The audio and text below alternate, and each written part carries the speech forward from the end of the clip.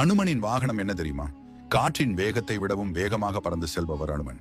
குறைந்த நேரத்தில் நீங்கள் சிறிதும் நினைத்து பார்க்காத தூரத்தை கடந்து விடுவார்.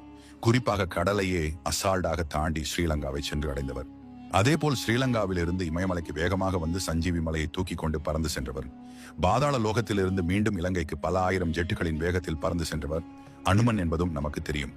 இப்படி யாராலும் கணக்கிட முடியாத வேகத்தில் பறந்து செல்லக்கூடிய ஆற்றல் கொண்ட ஹனுமன் ஏன் இருப்பதிலேயே மெதுவாக செல்லும் ஒட்டகத்தை வாகனமாக வைத்திருந்தார் தெரியுமா? சுக்ரீவன் சில வானரங்களுடன் சேர்ந்து ரிஷ்யமுக பருவதத்தில் வசித்தார். அதுதான் தற்போது ஆஞ்சநேய மலை என்று அழைக்கப்படுகிறது. ஒருமுறை ஹனுமன் தன்னுடைய கூட்டத்தோடு காலார் நடந்து கொண்டிருந்தார். அப்பொழுது அங்குள்ள காந்த மதன பள்ளியில் அழகான பட்டு துணிகள் மற்றும் நவமணிகளால் அலங்கரிக்கப்பட்ட ஒட்டகம் நின்றது. அது அங்கிருக்கும் கற்றாழைகளை முட்களுடன் சேர்த்து சாப்பிட்டுக் கொண்டிருந்தது. அந்த ஒட்டகத்திற்கு கிட்டத்தட்ட 12 வயது இருக்கும். அதை பார்த்ததும் ஆசையாக அதில் ஏறி அமர்ந்து கொண்டார் ஹனுமன்.